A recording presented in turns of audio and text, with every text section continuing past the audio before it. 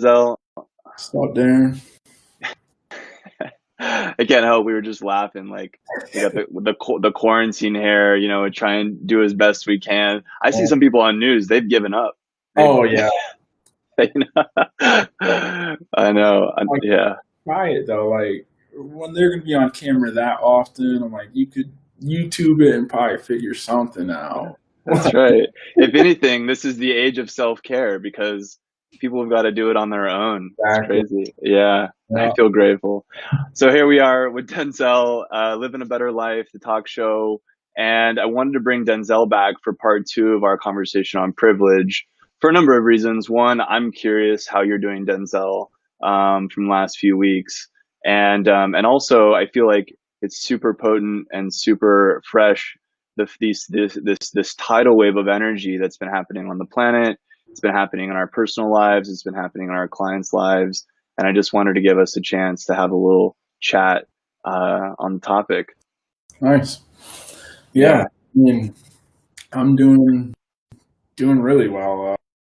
Since the last time we spoke, that day was pretty much you were seeing me at like the height of my angst.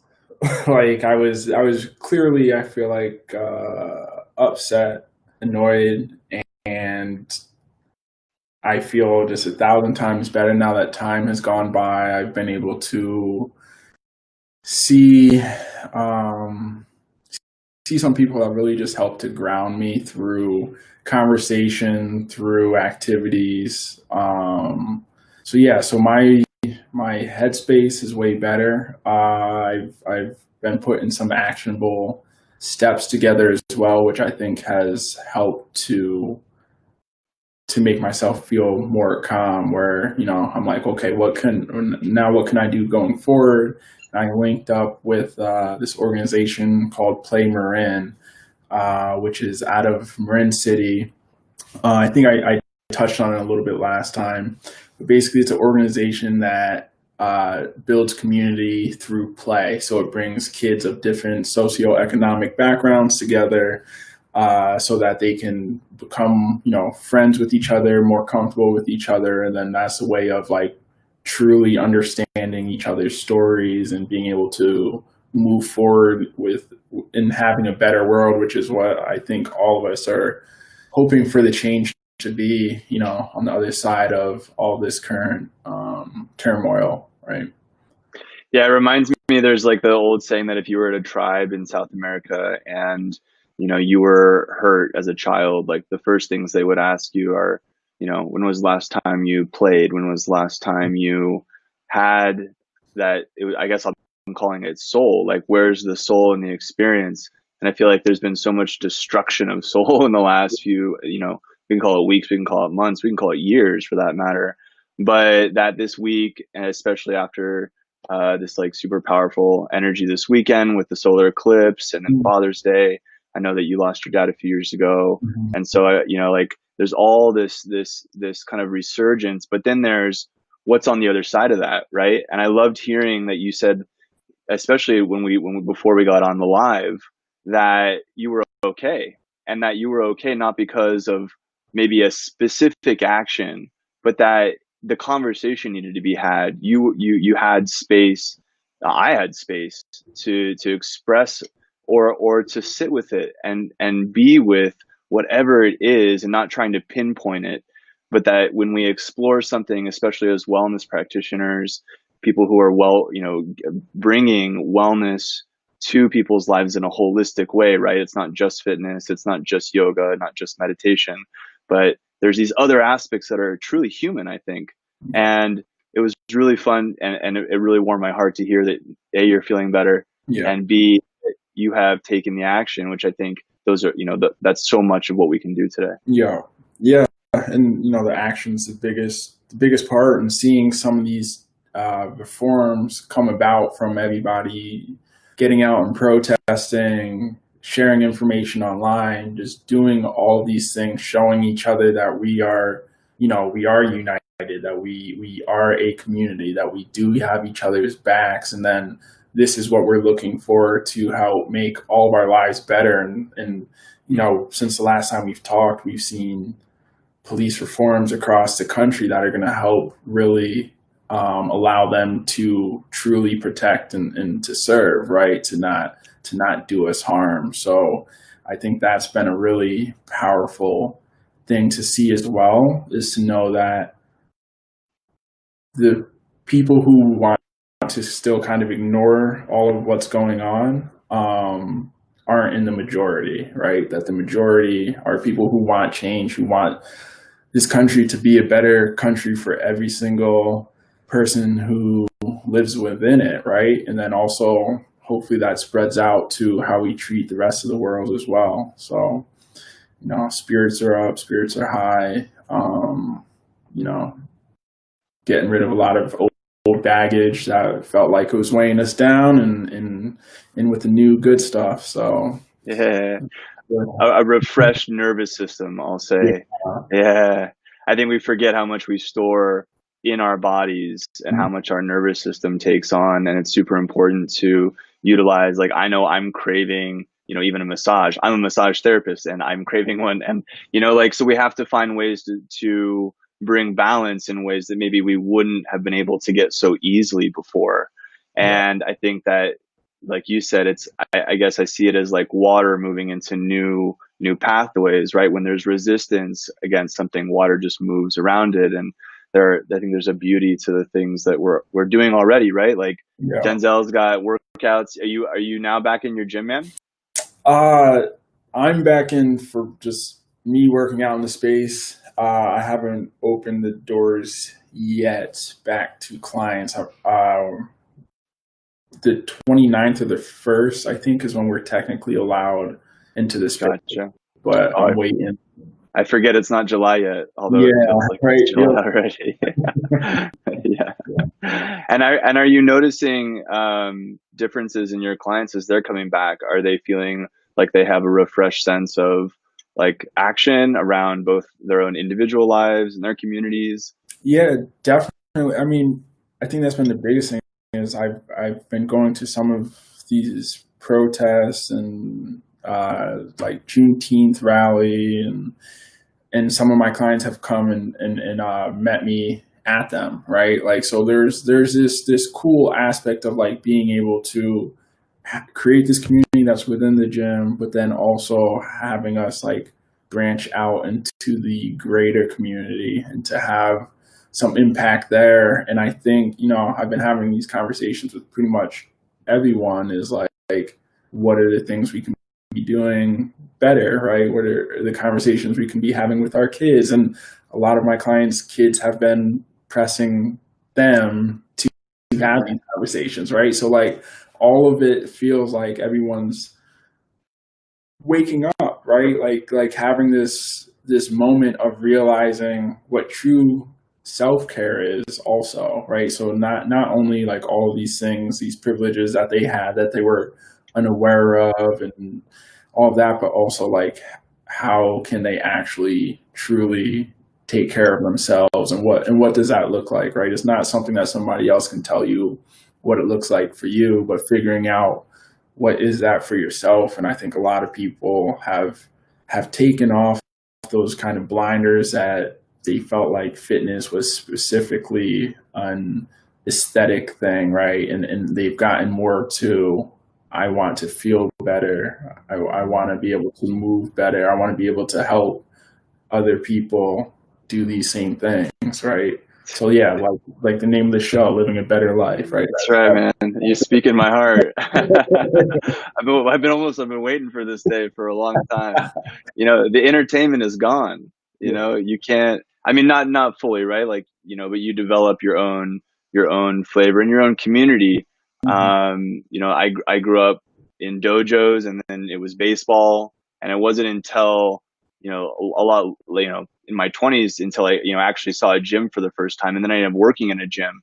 And you quickly, like, there's so much competition, there's so much, it's all based on these needs that aren't really necessary for us to live a better life, right? Certainly performance is a different story, right? If you're an athlete and you're trying to perform at a certain level, we were just watching a bike race from 2019, and the woman collapsed afterwards, and she's like, if I don't collapse after every workout, then I haven't succeeded. It's just like, that's not living a better life. That's Yeah. performing at a really high level. So I feel like this is our chance. This is the chance for everyone to get on a new wagon, the wagon of self, the wagon of like, what does your individualness want? Like, some people love yoga, some people hate yoga. Some people love running. Other people are like, I'm never getting out of my house. Yeah. Like, cool, whatever it is for you, there's no excuse now though, right? Like, Yeah. they've got resources online, they've got resources. There's so much education that you can get for, like even a book, right? Like these books that people have written that describe exactly what to do. But the missing key is everything you're talking about, as far as I'm concerned. Like, where's the soul? Where's the soul in it, right? Like, you can have the best workout, but if you don't feel up for it, if you don't feel like there's someone helping you to safely move through it and have some fun with it, Yeah. then there's no way it's going to continue, right? Exactly. And I was actually earlier I was having a martial art lesson, learning some more training within Kali, the Kali system, and Cool. that was just one of the things we were talking about was just being able to have purpose behind like a true why, right? And I was saying when I first moved out to California, like I was training, I was hitting a bunch of PRs for all of my strength training movements, but I felt like empty. I felt like I was missing a why. I'm like, why am I doing this? I'm just like endlessly lifting weights, and I was starting to not like enjoy it anymore. And I'm like, I feel just way out of balance. So since that point, especially once my dad passed, and then I wasn't training for, I don't know, a few months after, I was barely doing anything, right? Like I was moving, but it wasn't diligent. And I was just like, I need to find my why again, right? Mm, I lost contact with that, and then really, it's the why is to be doing other stuff outside of the gym within this vessel, right? So whether that's hiking, whether that's kayaking, whether that is some sort of martial practice, it's just making sure that I am actually going out and enjoying life and being true to what I feel like my calling is for. that's it. It's the holy grail. I mean, we don't want to overcomplicate it. I mean, there's tons of that, and I myself sometimes enjoy the overcomplication, right?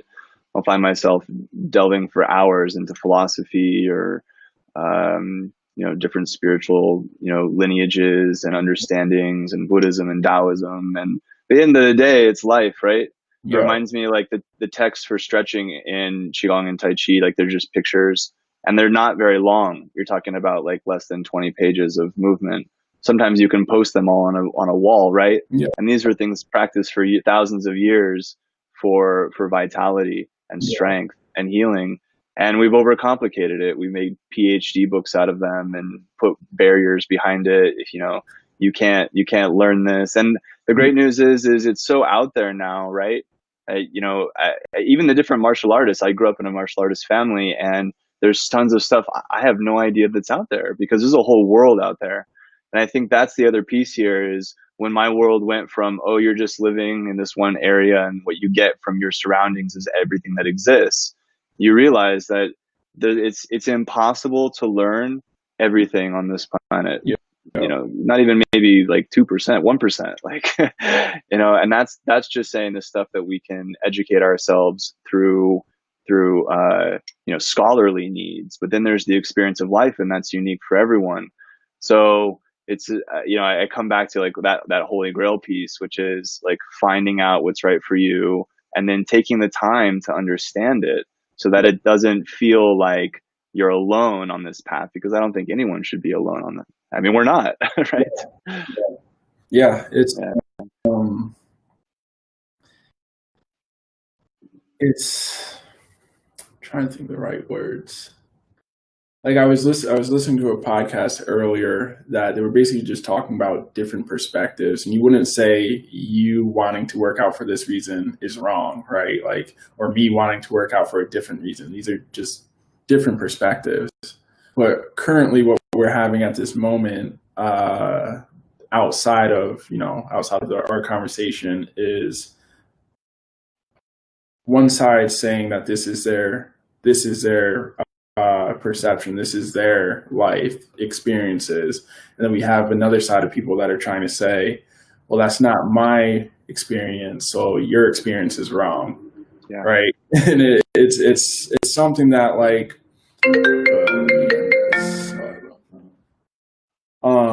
yeah, so it's one of those things where we can see it within so many other things, right? Like, if we're both, this was the exact conversation, was if myself, you, and a random blonde woman is walking down the road, same street, right? We're all walking down the same road. We're going to have three different experiences. Yeah. Whose experience is right? Right? Like, all of those experiences are right. They're all valid. Whatever happened to each of those people within that moment is what happened, right? There's not, oh, well, that didn't happen to me, so that didn't exist. And for some reason, that's where we've gotten to, where we can't understand different perspectives, different perceptions of life, and understanding that we can have differences in opinions on things because of the way we're experiencing things, right?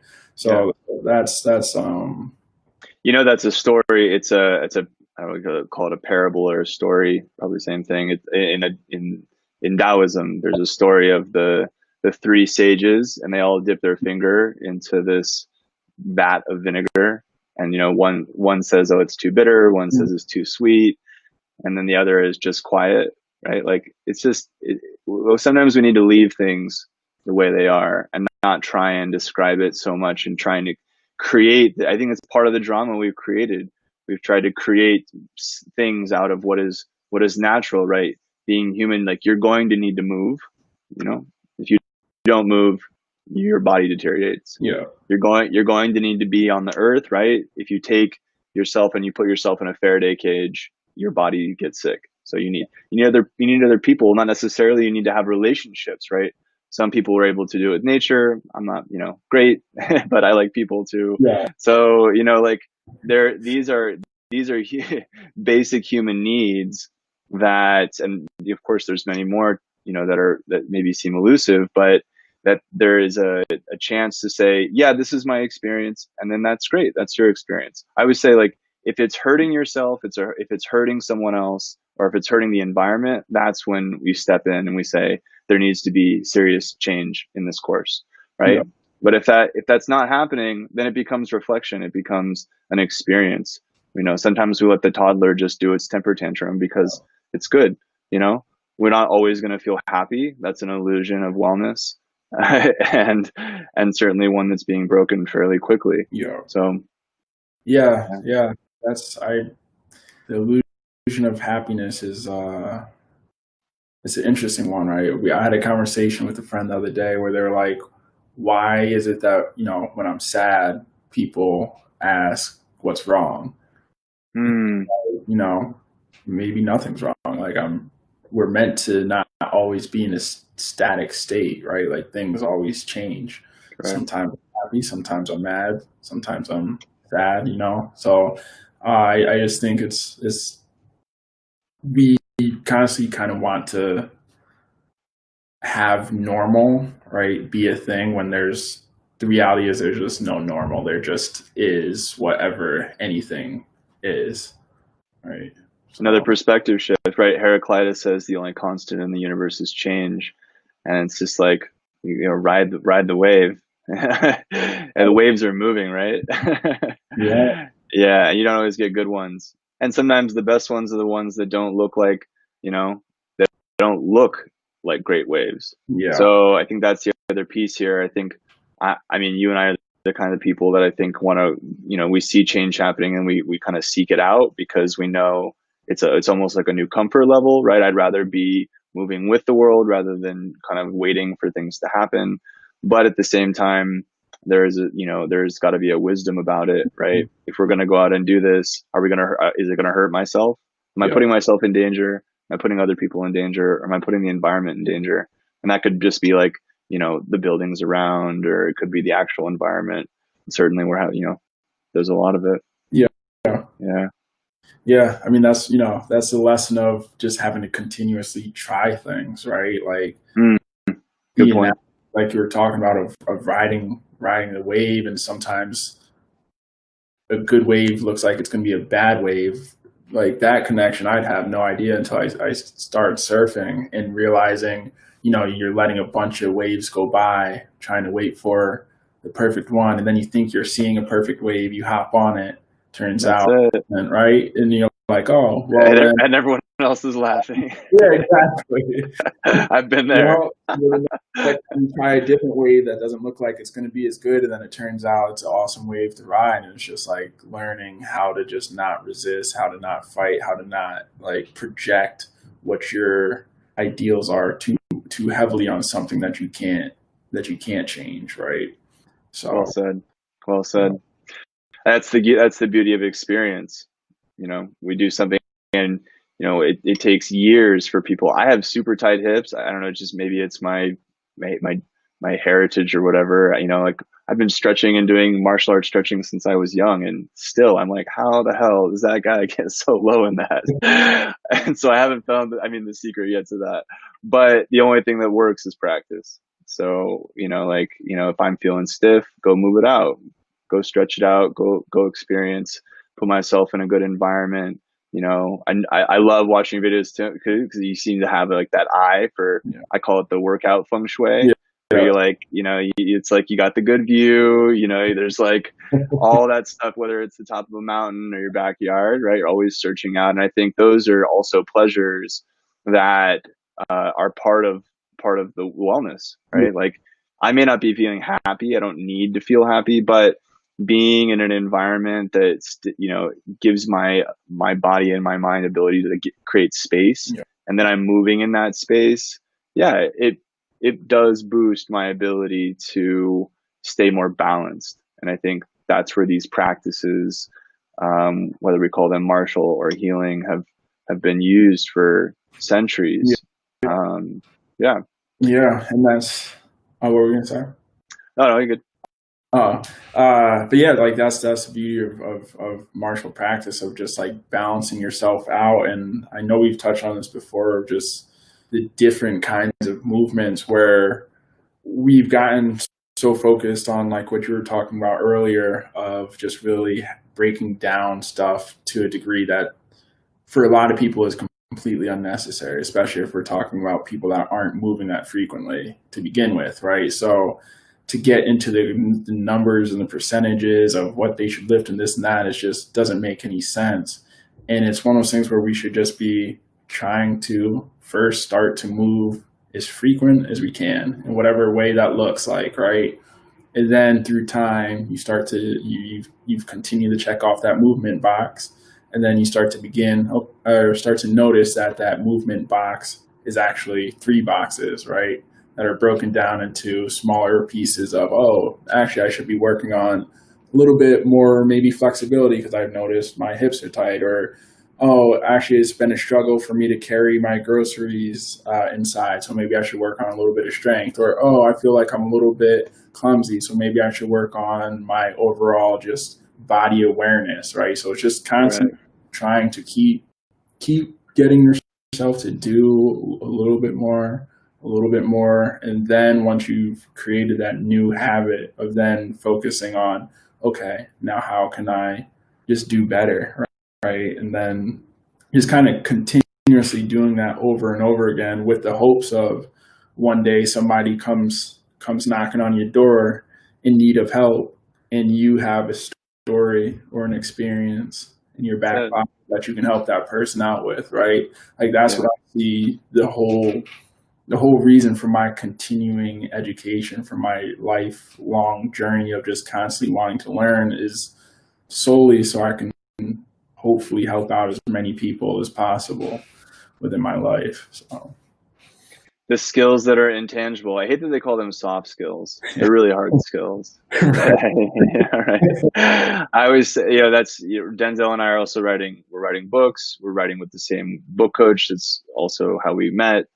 and we explore these topics similarly in our writings. And one of the things that I've been exploring recently is these intangible skills, right? And we could call them relationship skills, or we could call them like this skills that we can apply to many things, Yeah. right? Like movement provides not just good movement, healthy movement doesn't just provide our ability to not fall or to do bigger weights. It's a perception too. If you can look behind you without hurting or being tight, it helps you to look behind emotionally, like where, and that's why yoga does a lot of twisting, and qigong and tai chi does a lot of twisting. I know that you found those in similar ways. And that's something that I think is so important to understand, is there's the basis for doing these actions and practicing them is not so that you reach a goal, but that you're prepared, right? Like it's the same thing. I always hear it, when in the last, 2 decades and doing, business mentor coaching with other people. And they're always saying like, like you have to treat it as if you have to prepare for everything that could go wrong. So that way you can build, right? And so the more our bodies, our minds, and our emotional states are well prepared for the regular stresses, which are heightened already, the better we're going to be able to help other people.